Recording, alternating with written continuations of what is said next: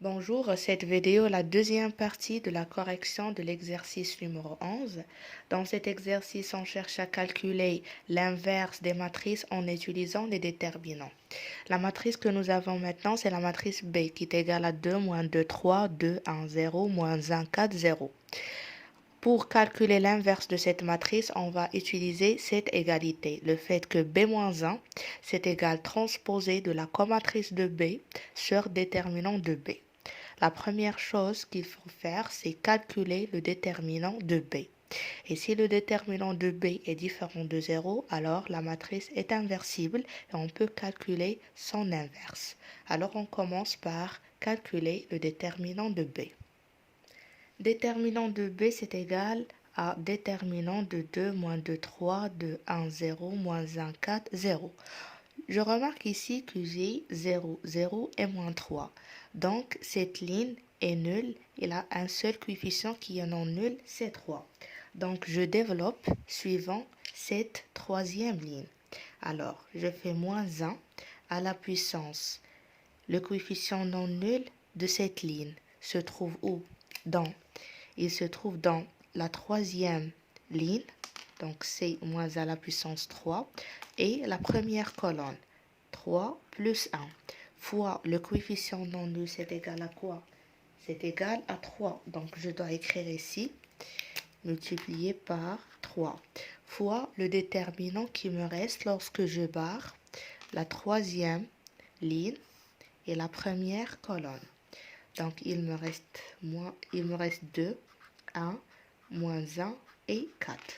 Donc, le déterminant, c'est égal. Moins 1 à la puissance 3 plus 1, ça fait ici 4. Donc, moins 1 à la puissance 4, c'est 1. Multiplié par 3, c'est 3. 2 fois 4, ça fait 8. Moins 1 fois moins 1, donc ça fait plus 1. Alors, ça nous donne 27.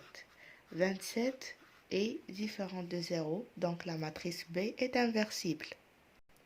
On a trouvé que le déterminant de B est différent de 0. Maintenant, on passe pour calculer la comatrice de B. Pour ainsi faire, il faut calculer les cofacteurs de B. Qu'est-ce que ça veut dire les cofacteurs de B? Comme on a dit dans la vidéo précédente, c'est-à-dire les éléments de la comatrice de B. La matrice de B est une matrice d'ordre 3, donc comatrice de B est aussi une matrice d'ordre 3 qui a comme composante, je note ici delta 1, 1, delta 1, 2, delta 1, 3. La première ligne, première colonne, première ligne, deuxième colonne, première ligne, troisième colonne. Je continue dans la deuxième ligne et dans la troisième ligne. Alors, dans la deuxième ligne, c'est delta 2, 1, delta 2, 2, delta 2, 3. Pour la troisième ligne, c'est delta 3, 1, première colonne, delta 3, 2, deuxième colonne et delta 3, 3. Les cofacteurs, ce sont les delta IJ pour IJ variant de 1 jusqu'à 3. Maintenant, on passe pour calculer chaque delta. Pour calculer delta 1, 1, normalement, qu'est-ce qu'on fait? On fait moins 1 à la puissance 1 plus 1. La première ligne, la première colonne. Voilà 1 plus 1. Multiplié par le déterminant qui me reste lorsque je barre la première ligne, la première colonne. Si on barre la première ligne, la première colonne, on garde comme déterminant 1, 4, 0, 0. Voilà 1, 4, 0, 0. Donc, moins 1 à la puissance 2, ça fait 1. 1 fois 0, moins 0 fois 4, ça fait 0. Pour delta 1, 2, on fait moins 1 à la puissance 1 plus 2. C'est-à-dire la première ligne plus la deuxième colonne. Donc, fois le déterminant qui nous reste lorsqu'on barre la première ligne, la deuxième colonne.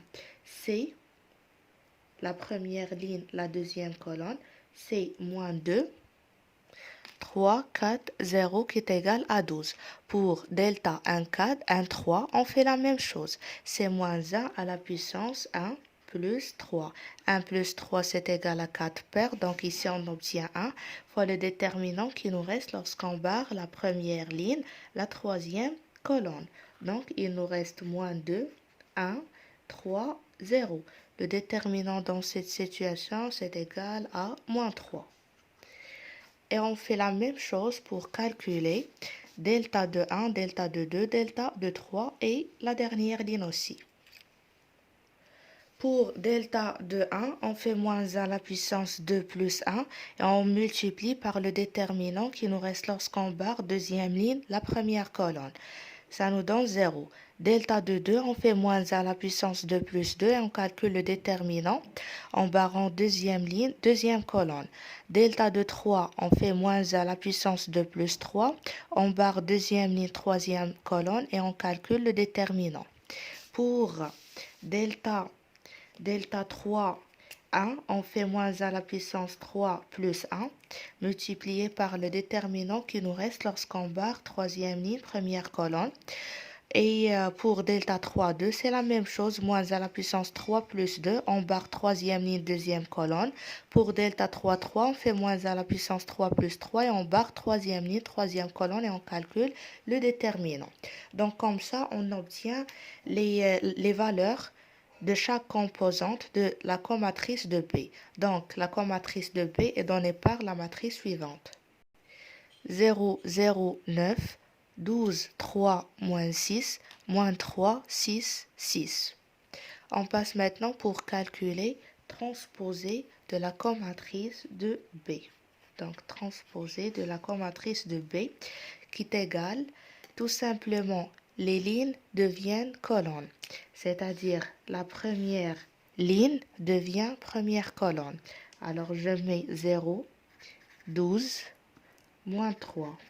La deuxième ligne devient deuxième colonne, donc je mets 0, 3, 6. La troisième ligne devient troisième colonne, donc je mets dans la troisième colonne 9, moins 6, 6. Voilà transposé de la comatrice de B. On passe maintenant pour calculer l'inverse de la matrice B en multipliant transposé de la comatrice par 1 sur déterminant. Voilà, c'est égal à 1 sur déterminant, c'est 1 sur 27 multiplié par transposé de la comatrice. On peut remarquer que dans la comatrice de B, on peut factoriser par 3. Si on factorise par 3 et on fait sortir 3, on obtient 0, 0, 3. Ici 4, 1, moins 2, moins 1, 2, 2. Voilà, donc on fait sortir 3. 3 sur 27, ça fait 1 sur 9 multiplié par la matrice 0, 0, 3, 4, 1, moins 2, moins 1, 2, 2. Donc, l'inverse, la matrice inverse de B, c'est égal à cette matrice. Comme on peut écrire, c'est égal, je peux multiplier aussi par 1 sur 9, donc c'est 0, 0.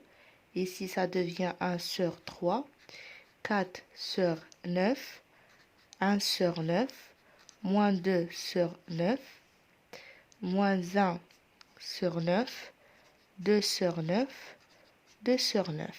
Les deux écritures sont justes.